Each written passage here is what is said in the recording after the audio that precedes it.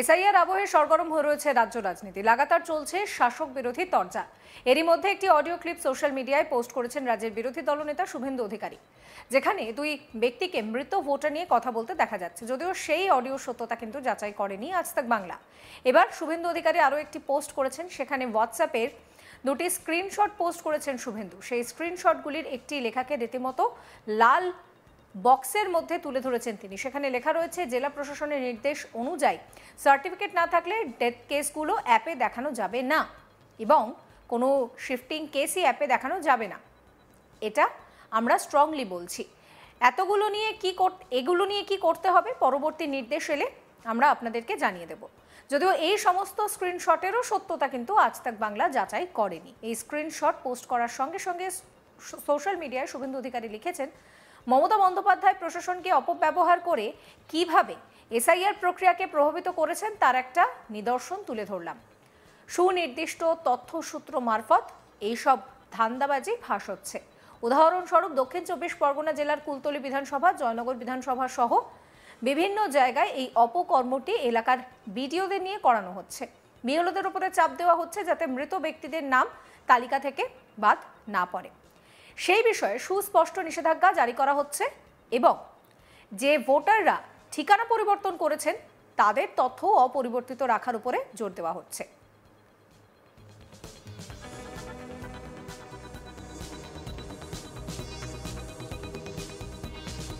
তিনি আরও লিখছেন, কুলতলির ভিডিও যে হোয়াটসঅ্যাপ গ্রুপে পোস্ট করেছেন সেই গ্রুপের কথোপকথন নমুনা হিসেবে প্রকাশ করলাম।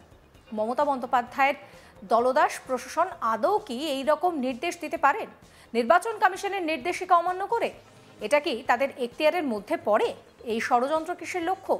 নির্বাচন কমিশন কি এই প্রশাসনিক অন্তর্ঘাত উপলব্ধি করতে পারছে না? আমি নির্বাচন কমিশনকে অনুরোধ করব, আরও তৎপর হন এবং অবিলম্বে বিষয়গুলো খতিয়ে দেখার ব্যবস্থা করুন।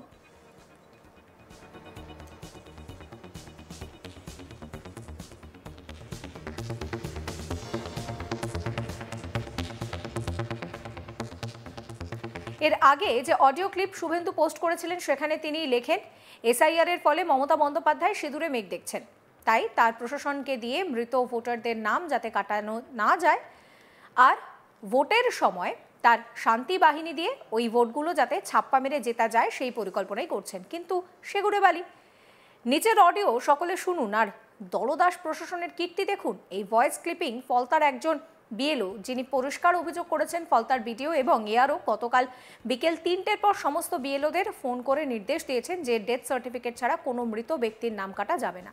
অথচ পরিবারের লোক মৃতদের এনুমারেশন ফর্মে ডিক্লারেশন দিয়ে স্বাক্ষর করেছেন। এই ফর্মও আপলোড করা যাবে না। বিএলওদের কাছে বলা হচ্ছে ফর্মগুলো আপলোড না করে আনম্যাপিং করে ছেড়ে দিতে। কেন? যাতে পরে জোচ্চুরি করা যায়। এই অভিযোগ অত্যন্ত গুরুতর। এদিকে জাহাঙ্গীর বাহিনী বাড়ি বাড়ি গিয়ে হুমকি দিচ্ছে বিএলওদের হাতে কোনো ডেথ সার্টিফিকেট দেওয়া যাবে না। অর্থাৎ খেলাটা খুব পরিষ্কার। ভিডিও এআরওকে ব্যবহার করে গুন্ডা দিয়ে ধমক চমক করিয়ে মৃত ভোটারকে ভোটার তালিকায় রেখে দেওয়ার একটা অপচেষ্টা চলছে। আমি সাধারণ মানুষ এবং বিএলওদের বলবো, আপনারা ভয় পাবেন না। আইনের আওতায় থেকে আপনারা সকলে এসআইআর এর কাজে নির্বাচন কমিশনকে সাহায্য করুন। তৃণমূলের দলদাস বিডিও এবং এআরওদের বলবো, আপনারা সাবধান হন, নচেত এর ফল আপনাদেরই ভুগতে হবে। বিজেপির গোটা বিষয়টার উপরে নজর রয়েছে, আমরা কিন্তু ছেড়ে কথা বলবো না। আমি নির্বাচন কমিশনের কাছে অনুরোধ করব, এই গুরুতর অভিযোগটি গুরুত্ব দিয়ে বিবেচনা করে বিষয়টি দেখে বিডিও এবং এআরওদের বিরুদ্ধে অবিলম্বে গ্রহণ করুন। এই বিষয় সম্পর্কে একটি রিপোর্ট দেখাবো আপনাদের। এই মুহূর্তে আপনাদেরকে সেটাই দেখাচ্ছি। দেখুন শুভেন্দু অধিকারীর পোস্ট, যেখানে তিনি একদম হাইলাইট করেছেন যে জেলা প্রশাসনের নির্দেশ অনুযায়ী সার্টিফিকেট না থাকলে ডেথ কেসগুলো অ্যাপে দেখানো যাবে না এবং কোনো শিফটিং কেসই দেখানো যাবে না। এটা আমরা স্ট্রংলি বলছি। এতগুলো নিয়ে কি করতে হবে পরবর্তী নির্দেশ এলে আমরা আপনাদেরকে জানিয়ে দেব। এখানে দেখতে পাচ্ছেন যে ইলেকশন কুলতলির একটা হোয়াটসঅ্যাপ গ্রুপ, যেখানে এই কথা লেখা আছে, পরিষ্কার লেখা রয়েছে যে ডেথ কেসগুলো অ্যাপে দেখানো যাবে না। আপনাদের আরও একবার বলে রাখবো যে 2208টা বুথের কথা বলা হয়েছে, সেখানে কিন্তু সবচেয়ে টপে দক্ষিণ 24 পরগনা রয়েছে, যে দক্ষিণ 24 পরগনায় নাকি গত 20 বছরে সেরকমভাবে কোনো মৃত্যুই হয়নি। এরপর শুভেন্দু অধিকারী আরও একটি পোস্ট করছেন, দেখুন বিএলওর যে গ্রুপ বিএলওর যে গ্রুপ দেখতে পাচ্ছেন এখানে লেখা আছে বিএলওর গ্রুপ, সেখানে কি রয়েছে, একটা কুলতলির গ্রুপ দেখালাম, এখানে হচ্ছে বিএলওর গ্রুপ, সেখানে লেখা রয়েছে জেলা প্রশাসনের নির্দেশ অনুযায়ী সার্টিফিকেট না থাকলে ডেথ কেসগুলো অ্যাপে দেখানো যাবে না এবং কোনো শিফটিং কেসই অ্যাপে দেখানো যাবে না। এটা আমরা স্ট্রংলি বলছি। এতগুলো নিয়ে কি করতে হবে পরবর্তী নির্দেশ এলে আমরা আপনাদেরকে জানিয়ে দেব। আমি কর্নেল চৌধুরীর কাছে এই নিয়েই যাব। কর্নেল চৌধুরী, শুভেন্দু অধিকারী তিনি দুটো পোস্ট করেছেন, যে দুটো পোস্টে তিনি কিন্তু পরিষ্কার লিখছেন যে এটা দেখতে পাচ্ছেন বিএলওর গ্রুপ, সেইখানে কিন্তু একটা ইনস্ট্রাকশন দেওয়া হচ্ছে, যেটা নিয়ে আপনি কথা বলছিলাম যে 20 বছরে কোনো রকম মৃত্যু হয়নি, এটা তো হতে পারে না। সেই জিনিসটাই কিন্তু শুভেন্দু অধিকারী তুলে ধরছেন যে বিএলওদের গ্রুপে বলা হয়েছে যে ডেথ কেসগুলো অ্যাপে দেখানো যাবে না। একদম কারেক্ট। আমরা তো দেখছি সঞ্জীবনী বুটি আমরা পড়েছিলাম, রামায়ণে দেখেছিলাম, আমি জানি না ওখানে কোনো হনুমানরা আছে কিনা এই ফলতাতে, কিন্তু যে শাহজাহান নূরজাহানের আপনারা বইতে পড়েছিলেন অথবা জাহাঙ্গীর, ফলতায় একজন শাহজাহান আছে, সেই মুঘল সম্রাট শাহজাহানের থেকেও বেশি শক্তিশালী। সেই শাহজাহান আবার নির্দেশ পায় কোন এক জায়গা থেকে। তো বারবার দেখবেন শেষ কথাগুলো আছে পরবর্তী নির্দেশ এলে আপনাদের জানাবো। পরবর্তী নির্দেশ কে দিচ্ছে, এটাও কিন্তু পরবর্তী নির্দেশ কে দিচ্ছে, একদম এক্স্যাক্টলি পরবর্তী নির্দেশ কে দিচ্ছে, এটা হচ্ছে সবচেয়ে বড় প্রশ্ন।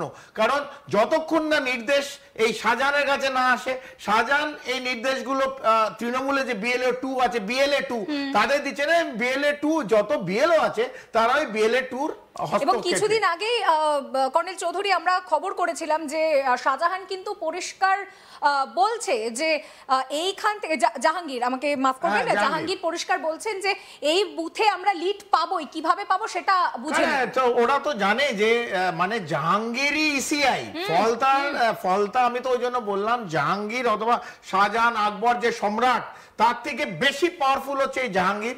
তো জাহাঙ্গীর ফলতায় যা বলে সেটাই শেষ কথা। এবং জাহাঙ্গীর এই ইসিআই এসআইআর এগুলো ওদের কাছে কোনো মাইনে রাখে না।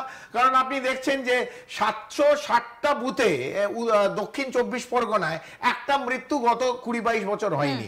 তো ওখানে শাহজাহানদের মতন অথবা জাহাঙ্গীরদের মতন যারা আছে তারাই শেষ কথা বলে।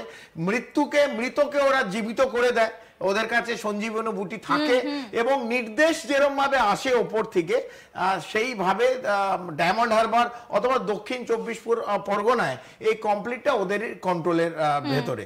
তো এখানে ইসিআই শ্রী গণেশ কুমার কি বললো অথবা এখানে সিইও কি মনোজ আগরওয়াল কি বললো, খুব একটা ওরা পাত্তা দেয় না।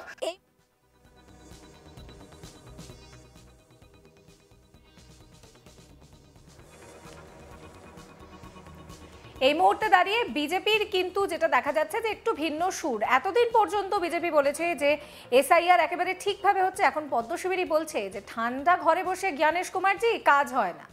আপনাদের মতামত জানাবেন। সমস্ত খবরের আপডেটের জন্য চ্যানেলটিকে সাবস্ক্রাইব করবেন।